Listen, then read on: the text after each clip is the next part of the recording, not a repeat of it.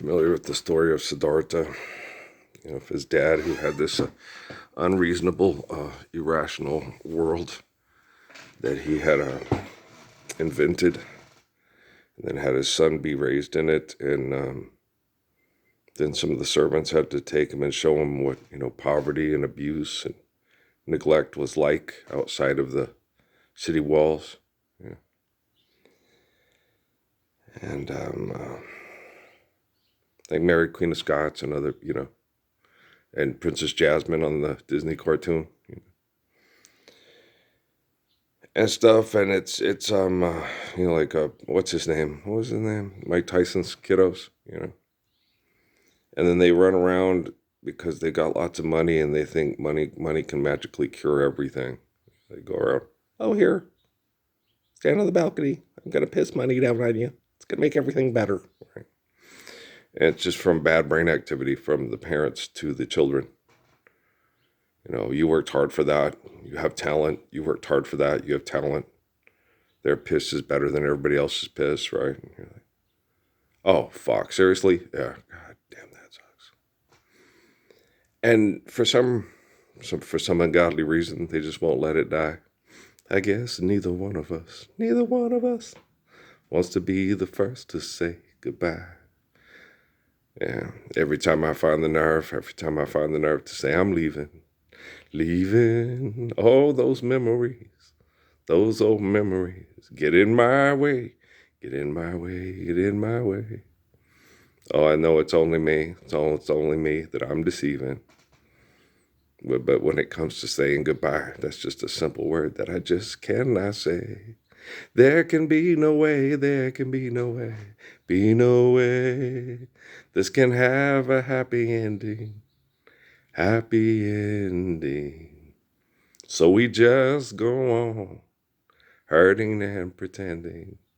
So we go on together, living a lie.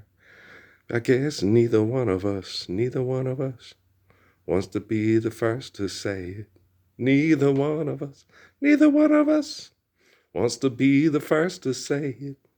Neither one of us wants to be the first to say, farewell, my love. Goodbye, goodbye. Been away, haven't seen you in a while. One of them said goodbye. How have you been? Well, I heard that song. And the woman he left, the woman for, was meaner and colder to him than the one he left. Then it went back to the one that he left and said, can I come back? She said no. Not only no, but hell no. So then he thought that, well, I left you because you were mean, and that's how I ended up with this other meaner woman.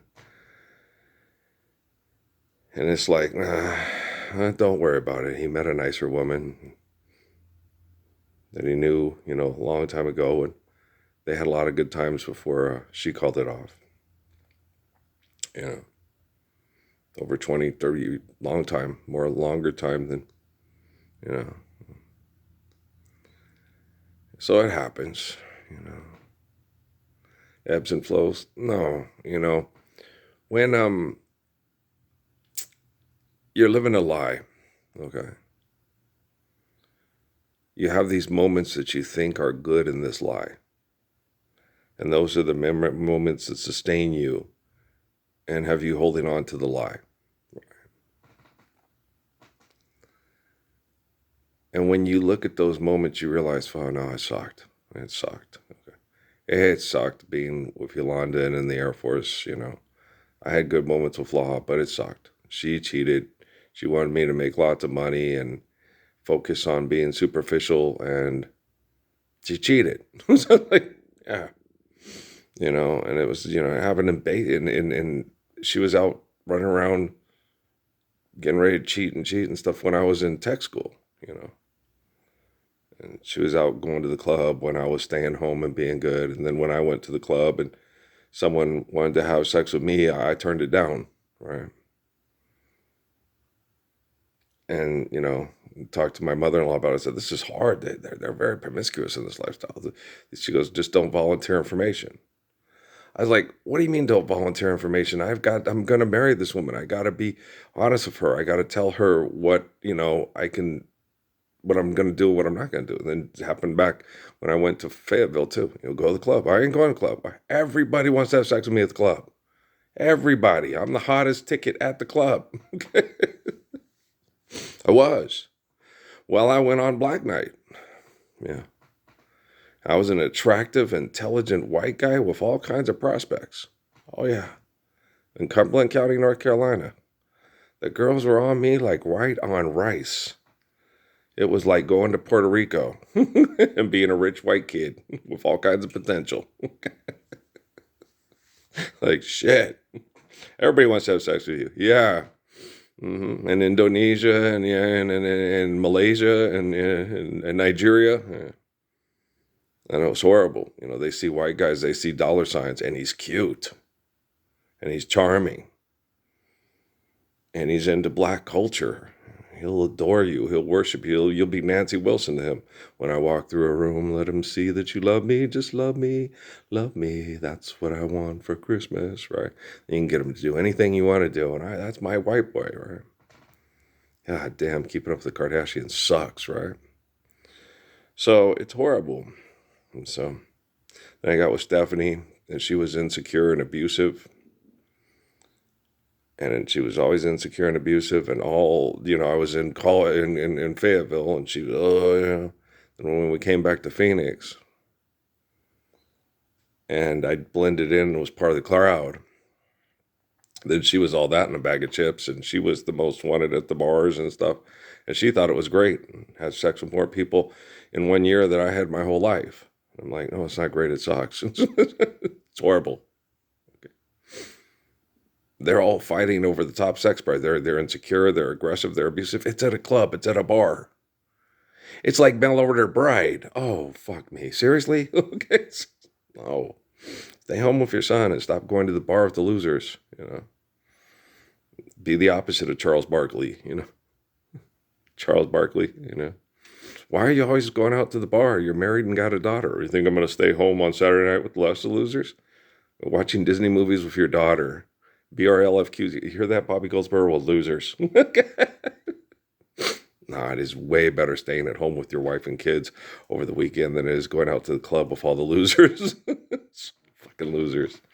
Yeah, the ones that sit there. Yesterday, when I was young, so many happy songs were ready to be sung. And all the wild pleasures that wait in store for me, and so much pain my dazzled eyes refused to see. I ran so fast in time, and you like youth at last ran out. I never stopped to think what life was all about. The time has come for me to pay for yesterday when I was young. I never have any of those, no. No. And neither one of us? No. I told Steffi, this is wrong, and it's our marriage is a lie, and we need to get apart so it'll be better for our son. She said no, and then when we got to Phoenix, she was the hottest sex object in all the lesbian bars, and she broke up and then lied to the courts and took all our money and put me and Patrick in the projects. Told me how irresponsible I was and what a horrible place I had Patrick living in. Like, yeah, thanks. It was horrible. Right? And Amy used to sit there, I remember that when Amy slept with Kelly when he got out of jail, and then she was sexually attracted to Stephanie and wanted to try to have menage a trois, and would sit there and go, well, if you ever slept with Stephanie again, I'd laugh at you, that'd be so stupid. And I would sit there and say, yeah, so would I. What? No. You want to get back? No. I told Shar, but when she would come back and act like she learned her lesson, and wanted to be with me, and she was done and tired of all this stuff, and come back and give me the sad stories and all that. And then she'd sleep with me, and it was just to get back at Shar for sleeping with someone else, and then go back and say, you had sex with the lady from Terry's Consignment on TV? Well, I had sex with my ex-husband again. That's what she'd do to her. You fucked around on me, I fucked around on you. And that's what she'd use me for, and Patrick figured it out. And he locked the door and didn't want her to come back. Because Patrick had to stay with Shar and Stephanie, and I didn't know what was going on in their life. I didn't want to know. I never asked. Okay. And then I would do things, and Patrick would sit there, "Don't tell me what we're doing, Dad." And I was like, "Why?" "Because I don't want to know, because then I don't have to tell Mom." It's like, God damn, you guys are like a daytime talk show, and that's low, right? Yeah. No, Patrick got put in a vulnerable position protecting Natalie from the Temple of Set Illuminati. That's why Patrick and me have the relationship that we have today. If that hadn't have happened, Patrick would be living probably here with his girl, and I'd be staying in the guest bedroom, and everything would be fine and comfortable. And Dad would be keeping the farm because Patrick would have a job at the hospital in El Paso. And if they hadn't have done that, we'd still be working on this together, but we'd be in close proximity together instead of far apart. And he wouldn't have sat there and told me, "If you'd have stayed with my mom, I would have killed you," because he knows better. Okay. Because he's my son.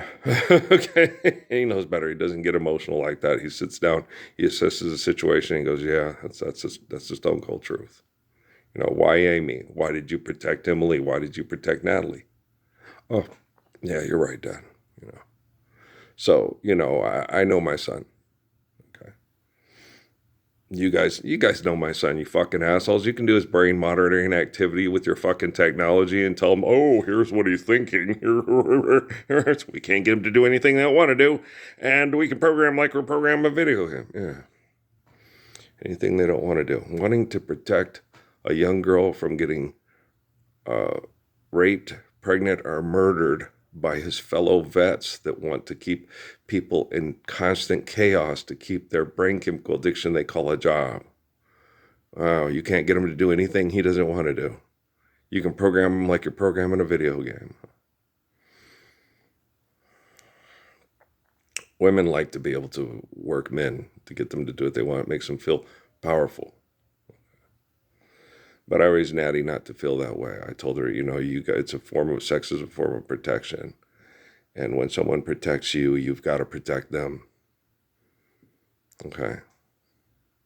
That's the way I raised Natalie Michelle Parsons, not Green or Fabre. Parsons, right? That's the way I raised her.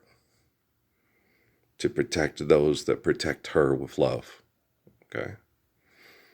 So, Kelly Jack Green and I Don't Care and Peter Fabre, how we got our land and title. Yeah, your relative poisoned King Louis, and in order to sign off the land and title, he gave him the anecdote, and then he ran off to Mexico because he tried to kill your family. Right, okay. You know how we got our title, our land and title, or, our promised land where gracious good shepherds live? By being the gracious good shepherd. Right. The story of King David and Jesus and Hirschman Steinschneider. And there's lots of, my story's a little bit different. He bragged about it and smiled, and I'm like, yeah, you're proud of that. Okay. I'm proud of mine. Yeah. I'm proud of this is my story, this is my song. I'm proud of being like King David. I'm proud of being like Herschel Steinschneider. I'm proud of being like Haile Selassie. I'm just as proud of being like Herschel Steinschneider as I am of being like King David. My sister told me, "Oh, I believe you're like Herschel. I just don't believe you're like King David." If you believe that me and Herschel are one in spirit, then you believe me and King David, or you either take the whole story or you don't. You can't take and leave what you want. You can't pick and choose what you want to believe in and let the other ones go because they don't fit your narrative.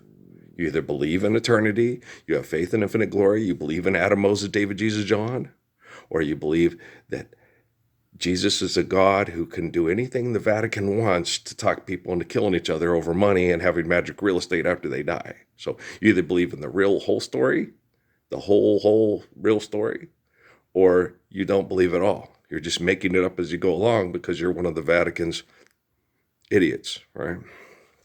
And that's the way it works. You either understand eternity, you have faith in infinite glory, Because your understanding of infinite glory realizes that your eternity is predicated on the existence of infinite glory, because there's no other possible source or containment. Where are you going to keep it in a box? Right? So, and who created it? Okay, how are you going to, okay, Star Trek, let's go Spock's brother and get, oh, God damn these people. Where are you going to just keep going? Hey, still looking, brain. Still looking. Still looking, brain. You look at the rock people, and then you're like sitting there looking with this rock people with the superior technology. Okay, on that planet with Star Trek, the one I watched the other night with the Abraham Lincoln and and the Abraham Lincoln equivalent of Star Trek, right? I mean, of Vulcan, right? And you're sitting there going, so, okay, where did they have the nourishment and the good, intelligent, kind lifestyle in order to develop these technologies that are so superior to the Federation technologies? Okay. Where did they have the time and the place and the necessity to go, okay, this needs to be developed because it's very important to protect our existence from things that would destroy our existence, right? So these rock people that evolve with the superior intellect, right? Where did they get any concept of compassion and or mercy? Of the wee small hours of the morning, of butterfly kisses, of BRLFQ spells mom and dad and it ain't too bad and that's my boy. Of you fall and hurt your knee and it, and I also know what it's like to have pain. Only love can break a heart. Only love can mend it again, right? Last night I hurt you, but darling, remember this. Only love can, right? Love is a sacred thing, right? It's twilight time. Okay. Where do these rock people with the little claws and all this ability to doing, doing, doing, doing, right? Develop all these feelings, all these emotions, all this capacity to manipulate their environment to do things that require compassion and protection of a flock from a bunch of ravaging wolves. Where does the humanity that has some aspect of humanity even come into play on that screenplay? Okay. I don't think they thought it through too good. I think they were, well, what if, but I just don't see it happening. I don't see a lava rock magical go from rock to night with supreme technology and stuff like that evolving with any kind of perception of compassion, but I don't see it evolving in a way where there's no opposable thumbs. There doesn't show any capacity in the creature that was invented for the storyline in order to sit down and do the complex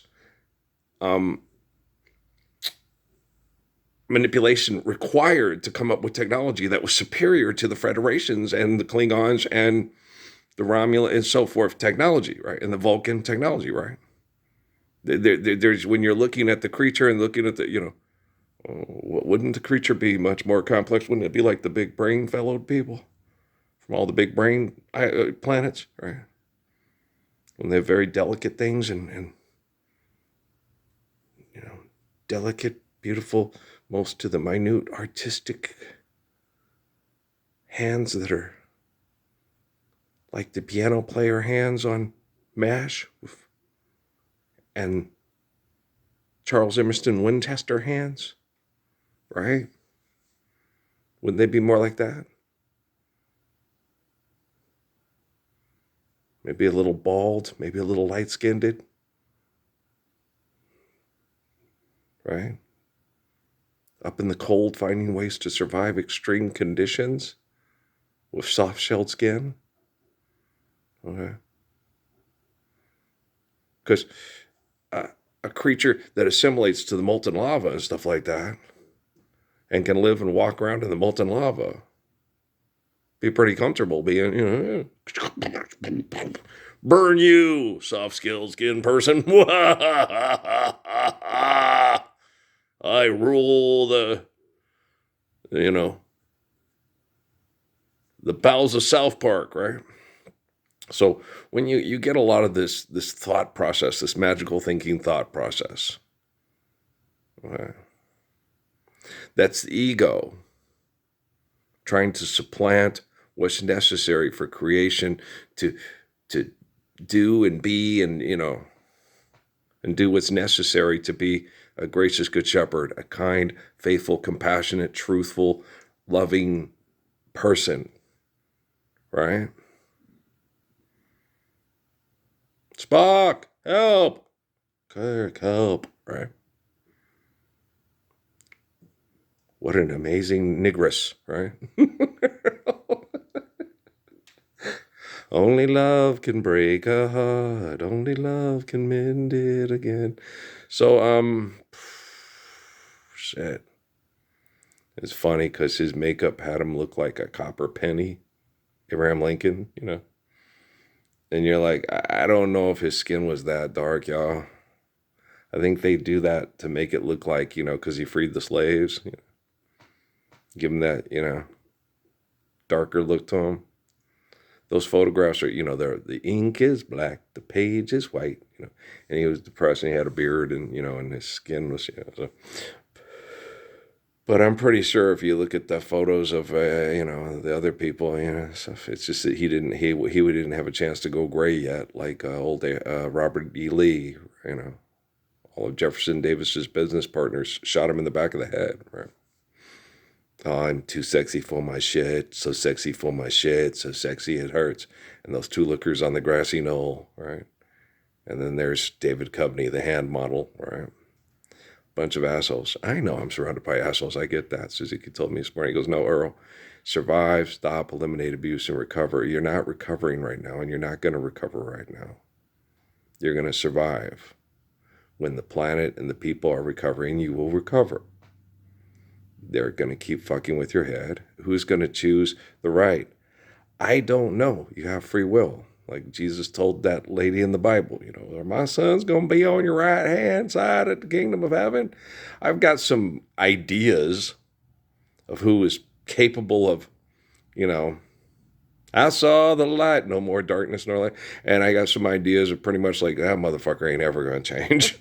Technology is going to find a way to expose him to the point where it's like, I caught you with your backfielder motion, or find a way to lock him in his garage and kill him or her. Okay. Yeah, I got my ideas. I'm like, okay, this person might be, this person might change and end up being a pretty good apostle person. And, and the people, no, that was bad. Don't do it. We don't need to go into intimate detail. We just need to understand the reasons why it's wrong. And why it's good to be not an egomaniac and enjoy your garden and snuggling your faithful lover, right? So I've got pretty good ideas of who's addicted to everybody, all eyes on me, and I'm the most important person in the whole wide world is me, and I don't even know me. And I got a pretty good idea of who's never going to change, and they ain't ever coming, they ain't ever going to change. And they're still the same, and it's baby, still the same, and who's looking to, break even next to Kenny Rogers on a train, right? Okay, guys, I love you. I got work to do. I got to go out there and cut firewood. All right, peace out, man.